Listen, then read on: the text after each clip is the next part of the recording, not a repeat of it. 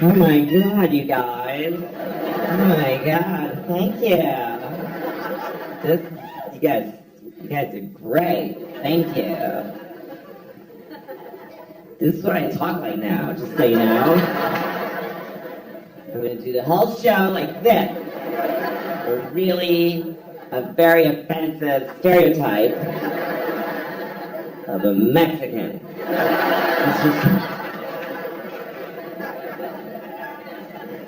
There's a Mexican at the border. Just let me in! Jesus! You guys are dicks in there anyway! Fuck you, America! Is that too high up, do you think? So I always like to stand just a little bit wrong, you know? Just for my own entertainment instead of saying like this. Just put it a little bit here. Just so people are like, I don't know why that bothers me. Especially if I'm somewhere I don't like being, like CVS, you know, I hate CVS. But sometimes you gotta go in there. That should be their slogan. CVS. CVS, sometimes you gotta come in here.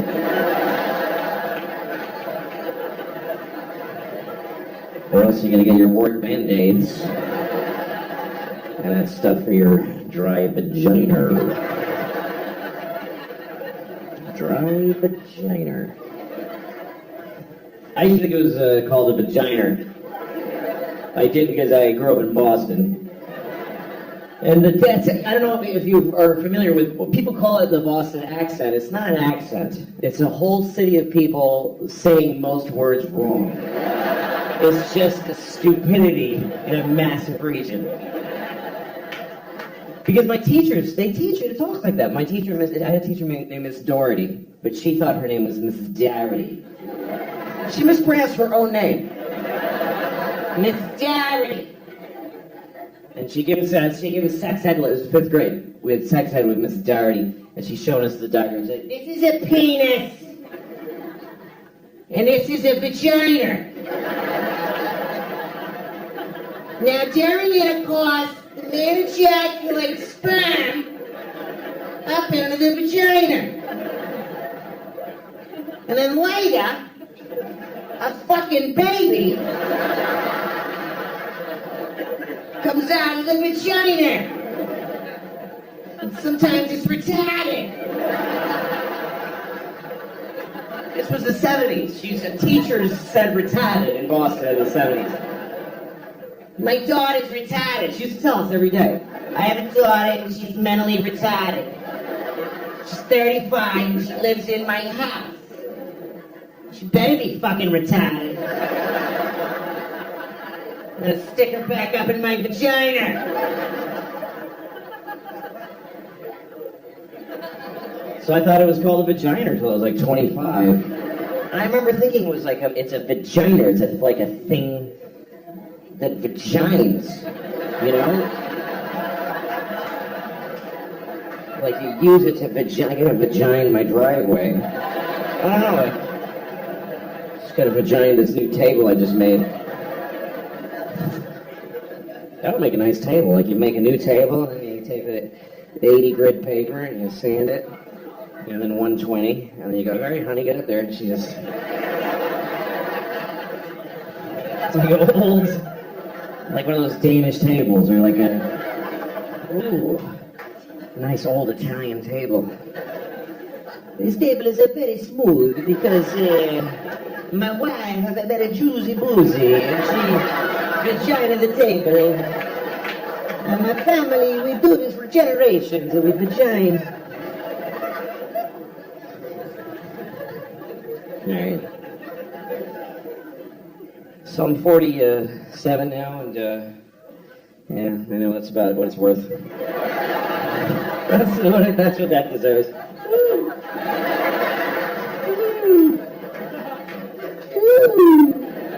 Yeah, 47 doesn't buy anything. 18 you can vote, 21 you can drink, and 47 you can just keep doing whatever. Just do it. Just keep being out of breath. One good thing is that I've let go of any dream of getting in great shape. Like, it's like a relief. Just because my whole life I've been like, well, someday I should really get in great shape. Now I'm like, what? Why would I do that? That's not going to happen. Just, to me, the level I want to reach as far as the shape I'm in, I just want it to be so that if you find out that I died, you ask what happened. That's all. I want you to wonder what happened. I don't have to be like, oh, he died? Oh, yeah, sure. Sure he did. Sure he did.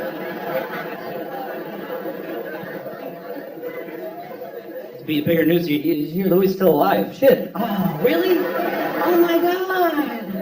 Oh my god. How? Something's changed when you get older. Like I've reallocated some of the noises that I make. Like the noise I used to make when I come is now the noise I make when I pee.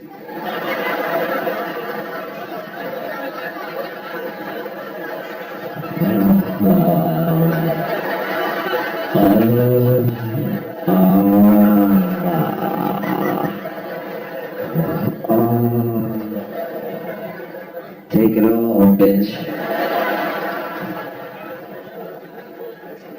Very disrespectful to my toilet, unfortunately. Yeah, you love that piss, don't you? Bitch. I'm gonna shit in your mouth, too, because you ain't nothing but a shitty, piss-drinking tenant. Dumb bitch toilet. You ain't intelligent. You ain't even been outside. Sit there waiting for me to shit in your face. Got piss on your lips. You ain't even special. I pissed in 3 toilets today. You ain't shit. It's terrible. It's awful. Well, that's how my dad treated his toilets, and that's where I learned it.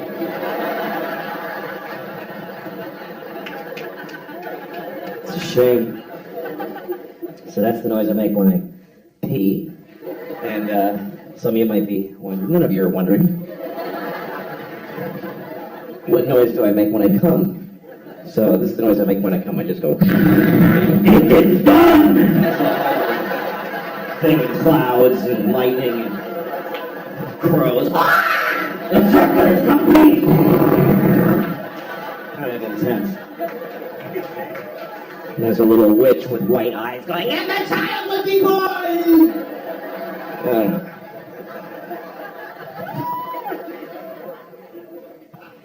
One time I was having sex with a woman. It was our first time having sex. Also, it turned out to be our last time. But I didn't know that. Anyway, I was gonna come soon, so I felt like talking about it. But I didn't know her very well, so it came out weird. I said, "Oh, I'm coming."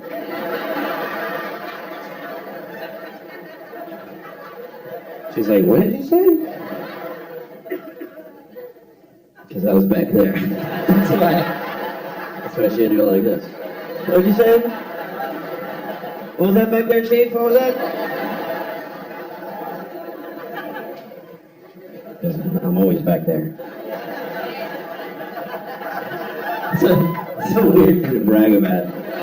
I'm always behind her. Every time.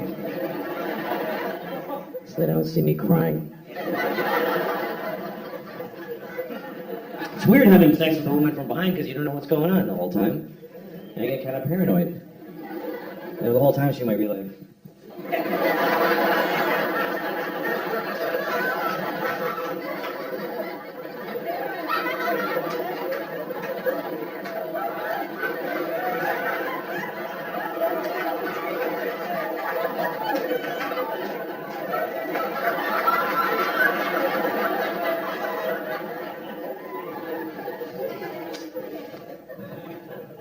I was on the subway in New York. This isn't another sex story. This is a traveling story. Are you ready? So I'm on the subway. And I'm standing there. I wasn't holding anything. I just like to stand like this. I'm standing there. I walk around the city like this. Hi. So I'm standing there, and from behind me over here, I hear this. I hear, and I was like, ooh, okay.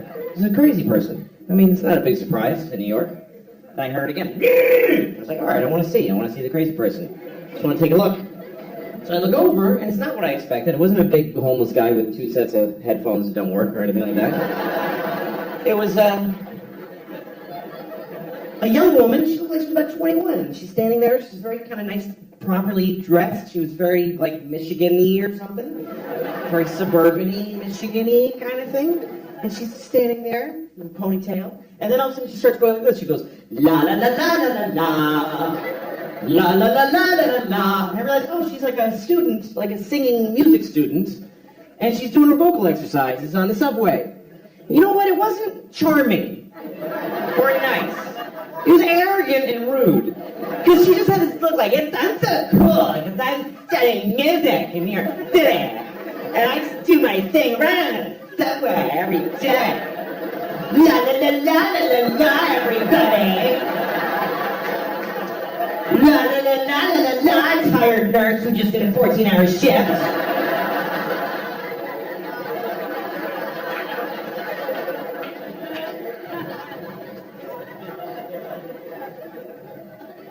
We live in an interesting time, you know? Because you can be on an airplane, you're like one of 200 passengers, you're on a flight, 30,000 feet in the air in the middle of the flight. If you just decide to do this, you're sitting in your seat, and you start going like this, you go...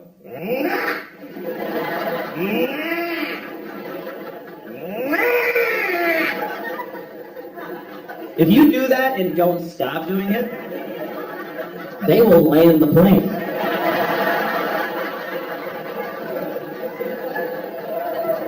Even will a plane to the ground without a weapon or a threat. You don't have to do that much. You can just sit there and just start going, down, down. Seriously, if you're on a plane and you just didn't stop saying down, down, down. Sir, is there a problem? Down, down. Fighter jets. I mean, you're going to the nearest airport. And then I guess you're in trouble, but...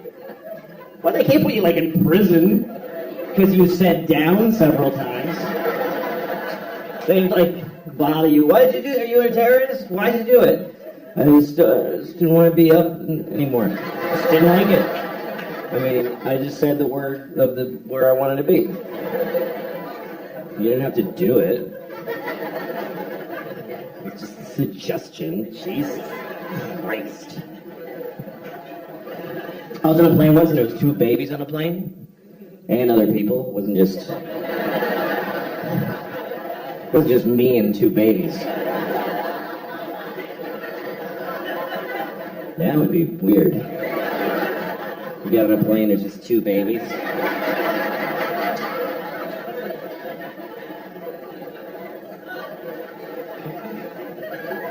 Come on, we're leaving soon. He's the pilot baby. I'm the other baby. No, it's alright, I'm not gonna... You babies have a good flight. I'm gonna find another way to get there. Yeah, I don't like the way this was starting. Anyway, I was on a plane and there's these 2 babies and they're crying the whole time. Crying the whole flight, and that happens a lot. I don't think they knew each other, they're just crying. I've seen this on so many flights, I started wondering, is there a reason for this? Is there like an actual reason why babies... So I looked it up. Turns out there's an actual reason why babies cry on airplanes, and it's because they're upset that gay people are getting married.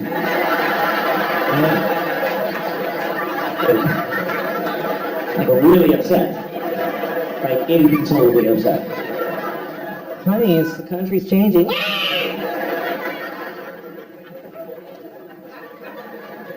And I don't agree with them. I think if people are in love, they should get married.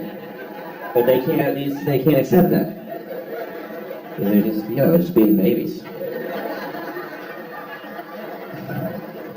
Babies are selfish. They are. Babies are selfish.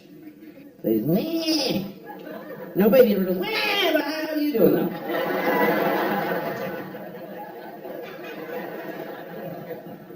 I have two daughters, and both of them at one time were babies, and I held them and they cried on planes. It's happened to me. I've had a baby on a plane. If you're ever, this is how selfish people are. When you're on a plane and you hear a baby crying, you think that's happening to you. You're like, oh, this is gonna ruin my flight. It's gonna ruin it. But look at the parent, because that person is holding a crying baby on a plane, which means they've been traveling with a baby all day, which means they have a baby. Okay? So their life isn't even good. They don't like anything. Their whole life was, ugh, Jesus. If there's any joy for them, it's that this is now bothering other people. Yeah, you listen to this shit now. Wah!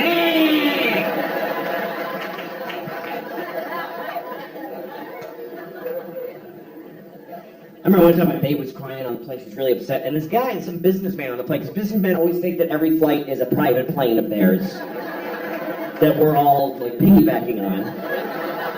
And this guy has this fucking newspaper, and he turns around and looks at me and my baby, and he looks right at me. He doesn't kind of like go like this. He looks at me like, like, could you? Like, oh, I'm sorry. Is this bothering you? Let me just.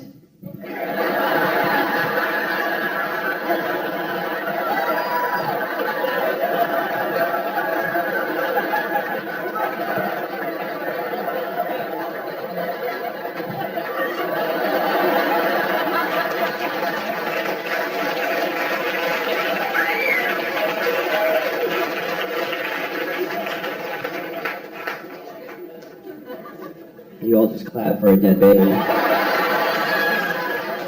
You applauded a dead baby.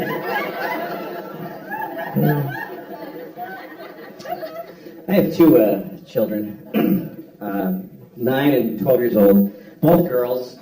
They're both gay. I'm raising them gay. Most people raise their kids straight. I'm just going to raise mine gay. They'll do what they want later, but as long as they're in my house, they're gay.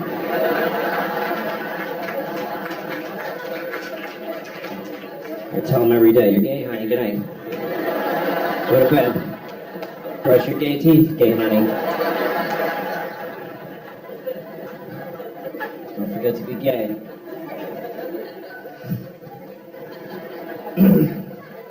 Having children is a big responsibility, and I've never really done very well at it. Made a lot of mistakes, some of them big, some of them small, you know? Like, I'm still a person, I still am an idiot. You know, still, like, I got high one night, I got really high, because I don't do drugs, I never do drugs, never. So that when I do, they're way more fun. To me, that's my best advice about drugs. If you want to enjoy drugs, never do them, never. Because then when you do, they're actually fun. Because when drugs are part of your life, they're just another pain in the ass in your life. It's just, my drugs suck. I don't want to have that problem. I always want to be that person where it's a new thing. Somebody's like, hey, you want to try this? And I'm like, oh, I don't even know, I shouldn't. It's crazy. I don't even know how to do it. I mean, what is this? Anyway, I got my friend had the little vape. I'm a little worried, honestly, about the young people with the vaping and they just do this and then they just vape and they just stand on the corner and puff and look at the fucking thing. And I miss you. That's what it is. I miss you people because you used to stand around like this and I get to go, fuck that one and that was okay. But now I don't even. I'm just looking at the top of people's heads now. But I didn't realize how, like my friend, I have a younger friend who's vapes and. She told me it's just to kind of like calm down. She's like, I barely feel it, you know? Sometimes it helps me sleep. So one night we're hanging out, I'm like, I'm going to go home and go to sleep. Let's try it. So I took one little tiny hit. I was insane. I was completely insane. I was in my house. I couldn't even walk past the window. I had to go under the window because I was afraid of the inside of my own brain. So I started texting people, just texting. I'm so high. I'm so fucking high. I'm so high, and I texted, to another friend, I'm so high, I want to suck the hot jizz out of my own dick and get higher. That's what I wrote. I'm not bragging, I'm just telling you that's what I wrote. And I sent it. And then later I looked at my text and I was like, I think I might have sent that to my 12-year-old daughter. I think it's possible. And I didn't, but I too easily could have.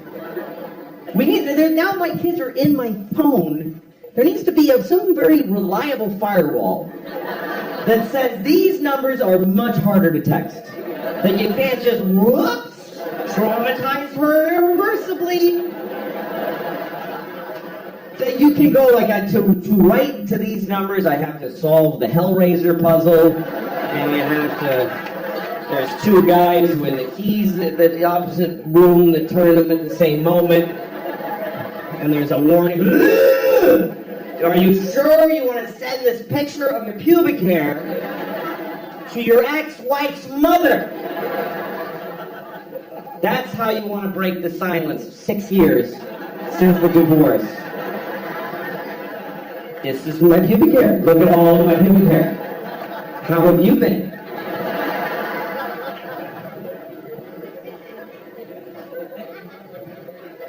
I try to be a good dad, but the life just kind of takes off. And kids start, they get their own ideas, and my 9-year-old, she's just figuring out about lying, and that's a tough thing. It's hard to roll that one back because lying is pretty amazingly useful in life. So how do you tell a kid not to use a thing that just solves every possible problem, like magic? How do you? Because that's why kids lie, because they're in trouble. They lie because they're in more trouble than they can take. Because kids, when a 9-year-old lies, it's not for some weird Machiavellian, Do you know what my teacher said about you? It's interesting. They don't just make shit up. They lie because they're in trouble. And it's more than they can, because trouble is too much for a kid. Trouble, for grown-ups, we can take trouble. We don't care. We just go, oh, I'm sorry. Am I in trouble? What? We don't care. But to a little kid, trouble is like this horrible, did you take the chocolate?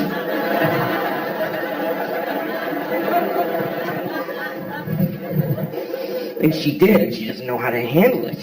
Did you take it?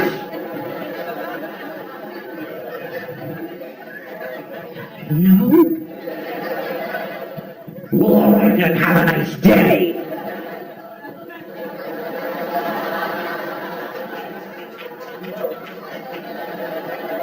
How do you then tell her, yeah, don't ever apply that perfect solution again to terrifying things? Mark Twain once said, a man who always tells the truth doesn't have to remember what he said. And that's great. But Mark Twain also said, there once was a big black guy named Nigger Jim.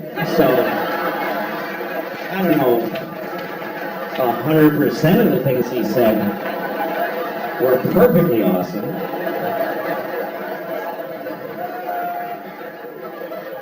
Really, Mark Nigger Jim, you're going to go with, that's the best you can do. So name it, yeah, got him a nice ring to it, Nigger Jim. Yeah, well, it's a little on the nose, isn't it? Could have called him Black Mike. I mean, just a little, take it down one notch over the, thanks for that, Mark.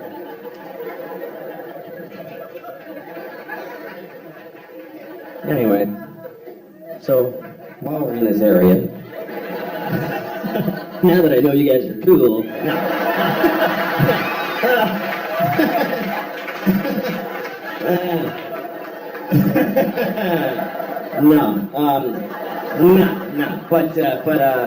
but there's a story that takes place. I'm going to tell you the story. It's kind of a messy story. It takes place over a lot of years. It started with my friend Mike, who told me the story. This happened to him back in the 90s. He was going home for Christmas, and he lives in Connecticut. He grew up in Connecticut, in some shitty shit town in shitty Connecticut. And he didn't like going home. He's one of those people who came from a place, doesn't like it anymore. He goes back, he doesn't know how to handle his family, and he came from a family of white racists, and he doesn't like going home, but it's still home. So he went home for Christmas one year, and everybody's hanging out during the day, talking, having lunch, and his father and his brother both work at this factory, and his brother's grousing about his day at work, and he goes, yeah, and then this fucking nigger fell asleep at the forklift. And then my friend Mike heard that, and he went, oh, God, why am I part of this people? I hate this. And he felt bad. And then that night he's in the kitchen and he's having a warm milk or whatever. And I don't know why that's funny. But what that says about him. Yeah, because he's a pussy. He's just sort of having some time to himself. And his cousin comes downstairs. He's staying. His cousin, he likes his cousin. That's the one person he always felt connected with. And his cousin's like, "What's wrong, man?" And he says, "Well, geez, I come home and I hope that everything would be, normal. But then my brother says, he's about the factory and this nigger fell asleep at the forklift." And his cousin goes, "Oh my God, the nigger fell asleep at the forklift?" So this is the first part of the story, okay? So Mike tells me that story about how he's just not listened to by anybody in his family. And then later on, I get a job writing on a TV show for Cedric the Entertainer. Great guy. And he had a show and he hired a writing staff, half white writers, half black writers. So at lunchtime, we talked about race. It was just, we'd have these provocative, interesting conversations, trading notes about race, the white writers and the black writers. And I told that story. I told the whole thing about the guy, and then the cousin saying, and then one of the writers, a black writer, he goes, "There's nothing worse than a nigger falling asleep in the forklift." Making it harder for the rest of us. Still, nobody's quite hearing what my friend was going through. And then, about a year later, I'm hanging out with my friend Dino. Dino's Greek. He has no dog in the race. He doesn't care either way. He's Greek. Greeks aren't white or black. He's just got a big nose. He just stands there.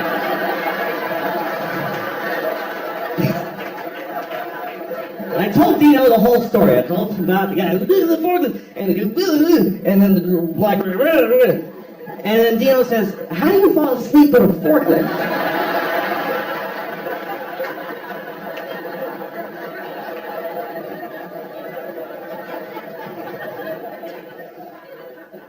My oldest daughter's going to be 13 next year. That's a big deal. That's a big deal. That's all the parents ahead of you always go, "Yeah, wait till shit. That's when you get." I'm not afraid of her teenagehood. It's going to be challenging and difficult, and she'll meet the challenges. I'm always proud of my kid. She's a good kid. Now, some parents are really afraid of their daughters. A lot of dads get scared. They're like, "I don't know what to do." I have this friend, his daughter's 15. He's like, "She's going to start having sex. I don't know what to do.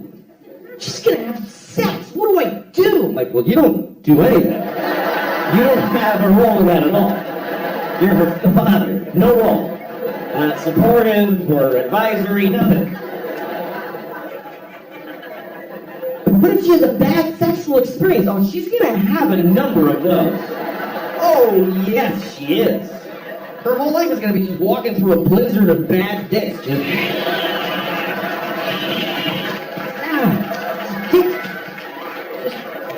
Jesus. That was bigger. Fuck, I'm just trying to get to work.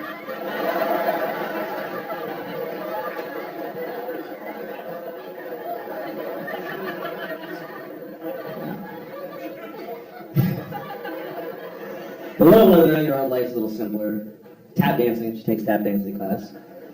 We started her with tap dancing because we figure by the time she grows up, it'll be the 1930s again. And she'll have this thing she can do that nobody enjoys watching.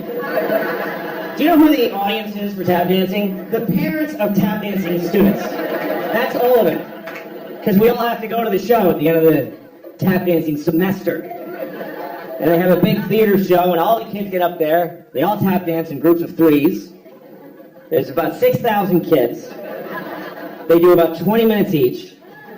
So the show's about 7 months long. And everybody dies at the end. But you go because you want to see your kid tap dance. Because that's an amazing thing. Because this was a baby. She was just a baby. She was just like, that's it. And now she's going like this. It's amazing. But you gotta watch all those other kids that you don't love at all. You gotta watch people, grown-up students. There's grown-up adult students, and they get up there. Get off! Nobody's here to see you. Nobody. Your parents are dead. You're 52. Nobody came from work. Nobody came from work.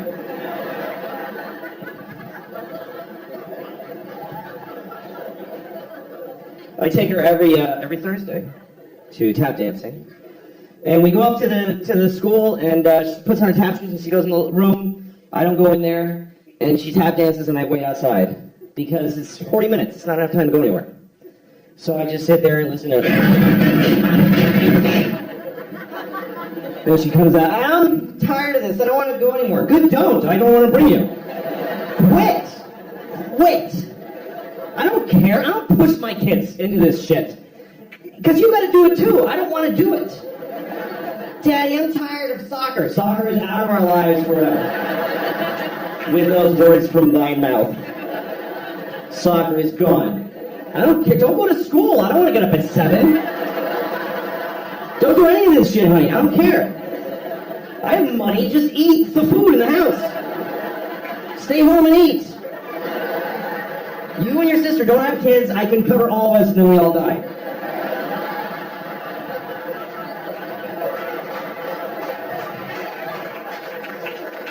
That's my goal. I want to make enough money that we can just lock the door and eat the food. That's it. Daddy, what are we doing today? Go to the food room and pick something out and go to bed. That's all that's required of you. People overthink this life shit. People get all knotted up. I don't know what to do with my life. Like, I don't know what I should be, or I don't know. It's what should I do with my life?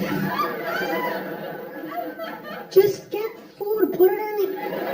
Put food in here. That's it. Put food in here.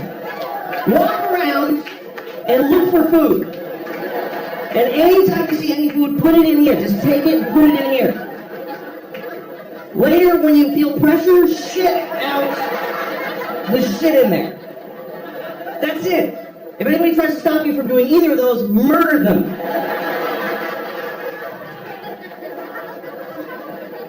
That's it. Doesn't have to be more complicated. Do it till you're dying, till you're dead, till you're dead, dead. I don't know how long I'm going to live. I have no idea. You don't really ever get to find out. You never get to go, okay, I'm dead, so 80. You don't ever get to have that thought. This is it. You get to go, this is probably it. That's your last thought.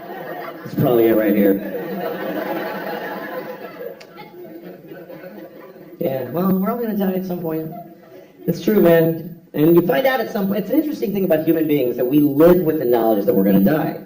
I found out when I was 7 that everybody dies. My grandfather told me. He said, everybody dies!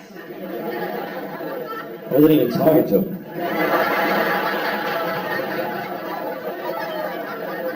I was just trying to blow out the candles.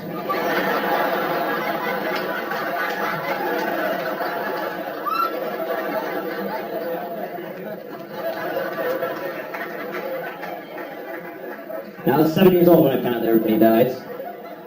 And I was excited, not because everybody dies, but because I knew it. I was excited because I knew I was young to know that everybody dies. I knew that most of my friends didn't know, and I thought, I want to tell them. I want to be the one that tells everybody. Especially when it's helped Benji, this kid across the street from me. There's this kid, Benji. He wasn't my friend. I was 7 and he was 6, but if I ever came out in my front yard, he'd come out and I'd be like, oh, here he comes. Just hated him. Hated him. First person I ever hated. Like, visceral hate. To me, he was a piece of shit, cocksucker, asshole. That's what he was to me. And I didn't even know any of those words. I just had that, as a raw feeling with no way to say it. I was too young for the feeling that I had. And then I heard somebody say, piece of shit, cocksucker, asshole. I was like, Dad, yes, thank you. That's what that, yes. That's, yes. Anyway, one day I was in my front yard and piece of shit Benji comes across. And he says, I got a new bike, or something like that. And I was like, you're going to die someday.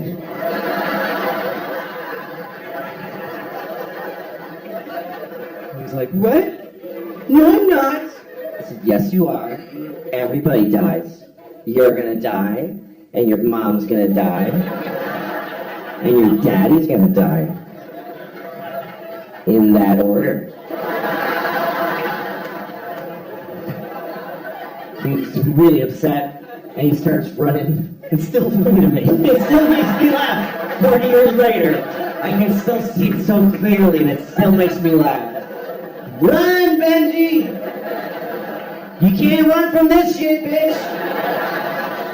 It's gonna get ya! I wonder if he's dead. Anyway. So, he came back with his mom. His mom's so angry. And I was scared. And his mom came over. What did you say to him? And I said, I told him that everybody dies. And she goes, well, that's not necessarily true. I was like, what? She says, well, some people die, but not everybody does. And I was so full of questions. I was like, what about Abraham Lincoln and George Washington? They're dead. But she said, yeah, that's because something happened to them. George Washington didn't take care of himself, and Lincoln got shot. But there's a lot of people alive from those days. And I was like, really? What about, like, Bible people? And she's like, yeah, we have to go. And then she left. Because I think she realized this is only going to get worse. She's not on a good side of this argument. And then I went to my mom, I told the whole thing. She was like, don't worry, that lady's a fucking idiot. Don't listen to her. My mom said, don't worry, baby, you're definitely going to die.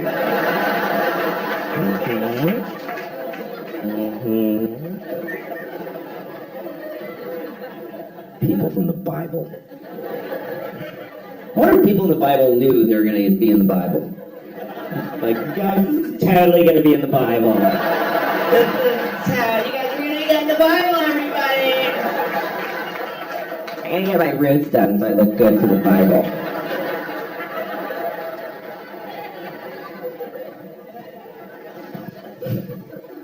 Yeah, my dog died recently. I had to tell the kids that the dog is dead. That's a tough thing, telling your kids that the dog died. You gotta tell them at some point. You can't just keep going. What? No, where are you going? Oh, there he goes. Oh,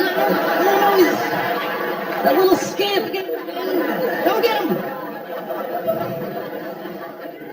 Told my kids the dog died, and we dealt with it. And I was proud of them how they expressed their feelings about it. They cried. I was proud of them how they dealt with their feelings and what they said about it and how they processed it. And I realized this was a positive thing. That's how you start thinking as a parent. A lot of things you don't think it would be positive really are because a dog dying is an opportunity to deal with death with your kids. It's like a dry run for grandma. It is. It is. Dog dies, you talk about it, you deal with it. Later on you go, so you know all that stuff we talked about the dog? Yeah, so grandma knew. Mm-hmm.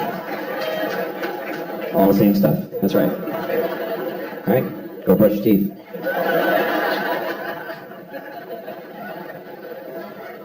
I had a dog when I was a kid, and he hated me. And it really hurt.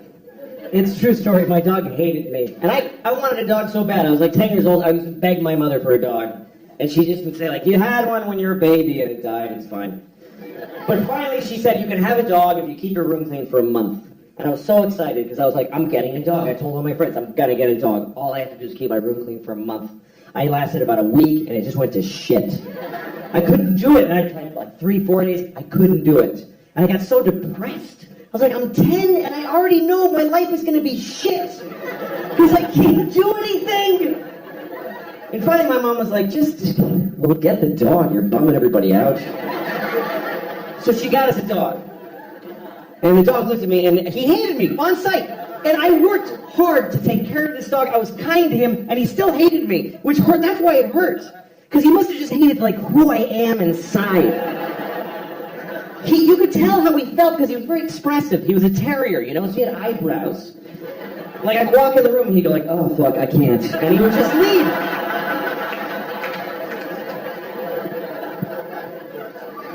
I would take him for a walk, and I had to use a leash, and I didn't want to use a leash. I want to be one of those cool guys with the dog that just comes along. You know those guys always got like a suede jacket with patches in it, and like scratchy hair, and he's like, yeah. And he gets in his old pickup, and he's like, come on, man. He goes like, you know those guys that can whistle, that corn whistle? Whatever. Woo! And the dog jumps in the back, and they both get laid somewhere because they're both so cool. That's what I wanted.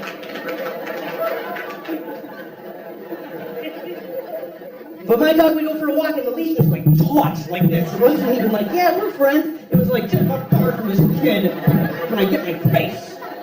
He would be choking himself the whole time.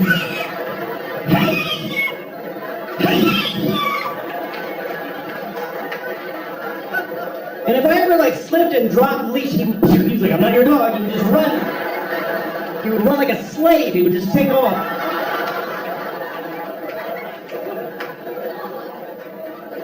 That's how he ran. It's an apt description. That's how he ran. He didn't run like a deer. This is how a deer runs. He ran like this.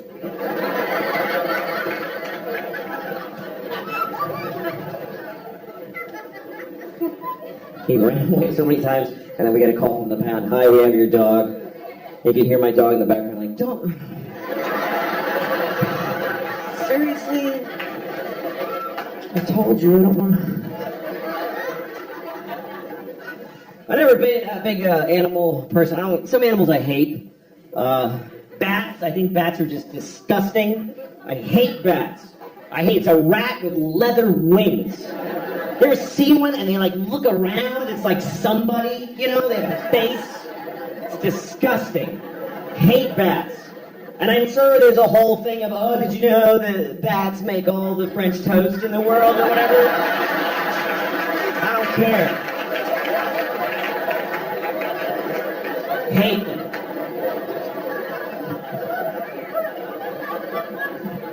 I had a bad bat experience. This summer, we rented a house this summer. I got a house for me and the kids. My ex-wife and I, we share custody of the kids. So the summer, 1 month ago with her, 1 month with me. So I got a nice house in the country. And it was beautiful. The kids loved it. But the kids go to sleep at, 8 o'clock at night. So I'm just laying awake, terrified. Terrified. I'm so scared in the country because it's just quiet and it's just mystery and trees and darkness. I live in New York City. I feel perfectly safe there. I'm surrounded by murderers and child molesters and Jews. All right. I mean, there's a bunch of them. So one night I'm in the country house and I'm just laying awake, just begging for the fucking sun to come up so I can sleep through my days with the kids. And I'm laying awake, and my bedroom's above the kitchen, and suddenly I hear this. I swear to God, I heard this sound. I heard that, like clear as a bell. And immediately my heart is pounding. I'm like, I'm going to have a heart attack right now. Because there is a witch in the kitchen. First of all, there are witches. I have no doubt in that moment. There's witches. That's how easy it was to flip me out. There are witches. And there's one in the kitchen. And I gotta go down there. I can't just, they like kids. She'll get the kids. So I go downstairs, I'm terrified. And I'm standing outside the kitchen door like this. For like an hour. Too scared to go in until a little bit of logic seeped in and told me even if there is a witch in there, she wouldn't just make a noise and then just stand there for like an hour. So I go in, there's nobody in the kitchen. And then I hear the noise again, and with the dishwasher. The dishwasher has weird tubes, and when the soap goes through them, it's kind of vocal. I don't know why, but it goes. It was the weirdest thing to watch my dishwasher do it. I was like, all right, it's cool, I'm fine. There's no witches. I'm about to go upstairs, and a bat, a fucking asshole bat, picked that. He's like, and he just flew right by my head like this, and I went, ah! Fell on the floor. And I crawl into the closet. I close the door and I call 911 right away. I don't know if you ever call 911 and you don't realize till they answer how you shouldn't be calling 911. 911, tell us your emergency. Hi, I'm sorry. I'm very sorry to be bothering you. This doesn't qualify. Ladies, I'm sorry, what's the problem? I said, there's a bat in my house. And I don't like it. But she was nice to me, because it's country 911. If you call 911 in New York City, there's a bat in my house, they'll be like, sir, we'll send a car right over to shoot you in the face. But she was nice. She's like, sir, we understand. You divorced, you're overcompensating with a country house. You're right over your head. She said, call this guy. She gave me a number. She said, call this guy. He's a guy who takes care of bats. He's a man whose bats are his focus. Felt like she was doing a lot of work to not say Batman. Like she was kind of going around. He's a male human and the bats are his. I'm not going to say Bat. I don't want to say it. So I call the Batman. And he comes over and I'm in the closet looking through the crack. And the bat is on the ceiling, hanging upside down, and he's just looking around. It's the most disgusting thing. And so finally there's a knock at my door, and I crawl to the door and I open it, and he's like, hello. And he says, where's the bat? And I'm like, So the guy walks over, and he just takes the bat. That's it. He just took it. He's like, all right. Like, yeah, you pretty much nailed it. That's amazing. So I called somebody and said, help, there's a box of tissues on my table.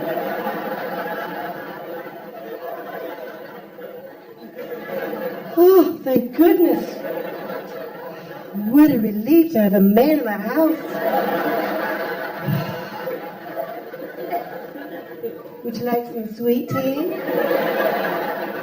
Wasn't expecting company. Oh, my grown fellow. He saw my breasts.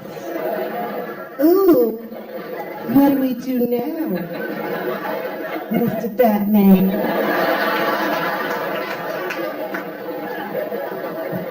You know, I'm kind of grateful to that bat now.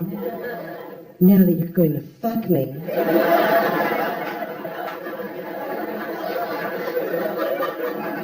You're not? Well, let you go then. I can't get out of it.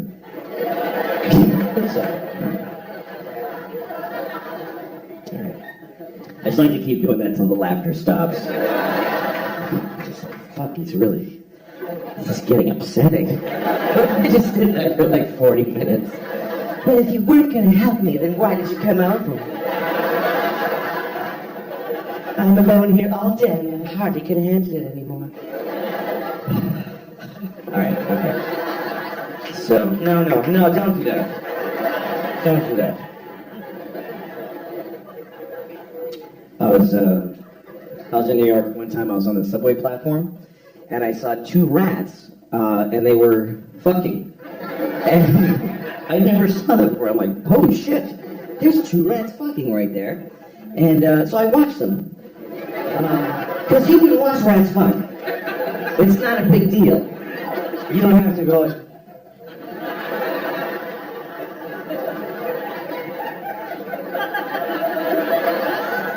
You can really just totally just watch them. Let's see. Anyway, I'm watching them. I'm just curious. I mean, it wasn't surprising how they do it. It's not like she's on top going, I love it.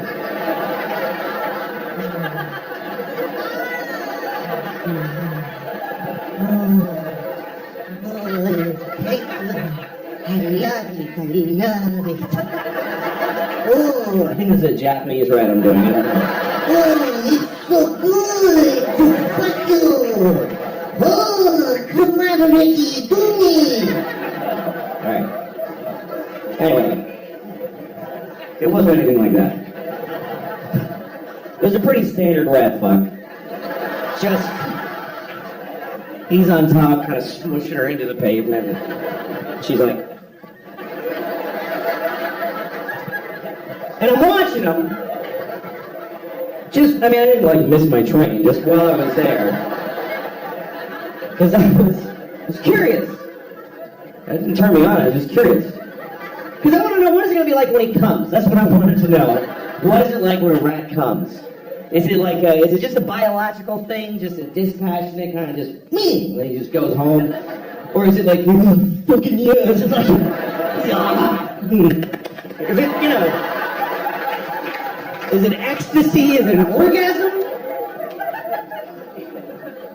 I told that story to a friend of mine, and she was like, well, what about the girl rat? What about her orgasm? Why don't you empower her and wonder how she comes? What are you, crazy? Girl rats don't come. There's no way the girl gets to come when rats fuck. First of all, he's not going to hold out for her. He's not that kind of dude, you can tell. He didn't give a shit. He's going to fuck her. He doesn't even know her name. He's not sitting there waiting for her and trying to think of things to not come, like giant garbage bags with no food in them or whatever. And even if he did, she's on a subway platform in front of people. She's not going to be able to get to that place, that inside place that girl rats need to find their orgasm. Because I know what girl rats need. I know how to make a girl rat come. I do. You just pick them up and hold them upside down. And you just...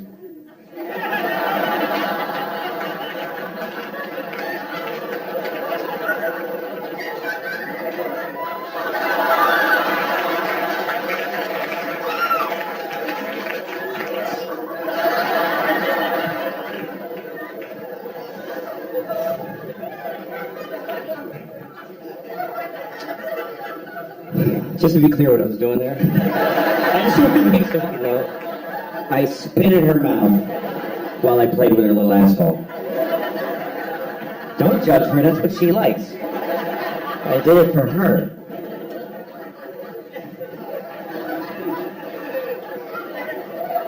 I was watching The Wizard of Oz with my daughters, and I know that's a weird couple of stories to put together. Fingering a rat's asshole to orgasm and watching The Wizard of Oz with my daughters. But they happen to have happened one right after the other. Most things that I do right after I made a rat come. That's what I do at night. It's the only way I try to help. All right. So, let me just tell you this first. I was at a place to eat and dinner in New York, and I heard these two women talking, and one of them is talking about the guy she's dating. They were about 21 years old, like NYU students. And so she's talking about it. You know, a lot of times I'll hear this woman talking about the guy she's dating, and she runs down the stuff that's not satisfying.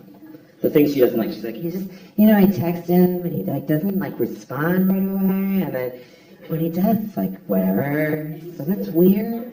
And then like I saw him, and he's being weird, and so then he like called me. He's like, I'm sorry, I'm weird. It's like weird right now, and I was like, whatever. It's just weird.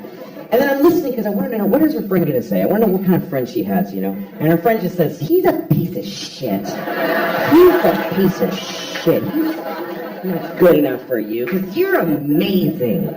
You're amazing. So he just can't handle how amazing you are. And I remember thinking, that is a shitty friend. That's not a good friend. That is not a good way to approach life. I am amazing. And anybody who doesn't text me back just can't handle how amazing I am. I mean, she's a student. She can't be. She's not Nelson Mandela. She's in college. I'm sure she's fine, but you're amazing the way you take classes. What is so amazing? She's kind of boring. He's kind of a douche. It's fine. They're fine. You need to know that you're boring a little bit. It's important. Self-love is a good thing, but self-awareness is more important. You need to once in a while go, oh, I'm kind of an asshole. You have to have that thought once in a while, or you're a psychopath. You know, like when you say to a friend of yours, you're being an asshole, and they're like, no, I'm not. Well, it's not up to you if you're an asshole or not. That's up to everybody else. You don't get to say no to that. You're an asshole. No, I'm not. Oh, sorry. I thought, okay, I'm glad I checked. I guess you're not. If somebody tells you you're an asshole, you should go, oh, shit. All right, what happened? How did I get here? It's like somebody saying, you know, you got something on your face. No, I don't. It's like America. I feel like America is like the world's worst girlfriend. America is like a terrible girlfriend to the rest of the world. Because when somebody hurts America, she remembers it forever. But if she does anything bad, it's like, what? It did. I didn't do anything. America, why do you keep bombing those people in Yemen? It's 9/11, okay? 9/11. Shut up, asshole. Okay, well, you killed hundreds of thousands of people, so I think, yeah, now but 9/11. Fuck yeah. Man, damn. Yeah, but you're torturing people. I did. It wasn't even torture. Oh my God. He's such a baby. I didn't even do anything to him. And I'm saying this about women because I'm a guy. Women might say this about that. This is what guys like. That's just what it's like, you know. Because I think racism and sexism are very different. To me, racism is just a mistake. It's just an error. It doesn't really make any sense. We could just do away with it. But sexism isn't going anywhere. Because sexism is way deep the fuck down inside. So it's just the way we feel about each other. So, women! Women!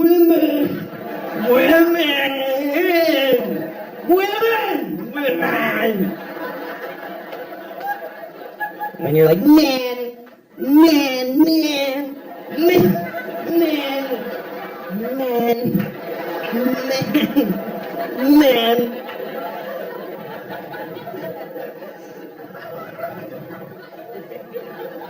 Anyway, so I'm watching The Wizard of Oz with my daughters. Is that enough of a palate cleanser? Alright. I'm watching The Wizard of Oz. I don't know if you've seen it. It's about a little girl named Dorothy.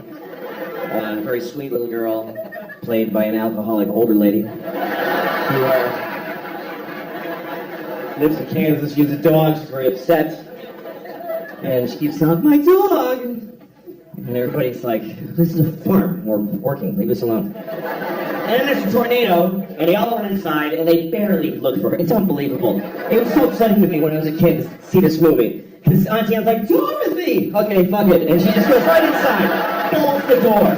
Unbelievable. So Dorothy goes up to Oz. So here's the thing. I was watching it the other night. There's this one moment that really stunned me. It's when Ray Bolger played the Scarecrow. He just got ripped apart by flying monkeys. And he's very upset. And he has this performance that's way over the top, even for this movie. You remember that moment the Tin Man comes over? What happened? And he's like, well, first they pulled my arms off, and they threw them over there. And then they pulled my legs off, and they threw them over there. And I've seen this movie 1,000 times. But for some reason this time, that moment made me go, oh, shit. That was a lot. And I started to wonder if Victor Fleming, the guy who directed The Wizard of Oz, if he had a moment during the filming of the movie where he was like, I think I gotta have a word with Ray. Because that's getting to be a lot. Alright, let him do another one. Okay, action! What happened? Well, first they pulled my arms off, and they threw them over there. And then they pulled my legs off, and they threw them over there. Okay, cut! Comes over. So listen, Ray. Yeah?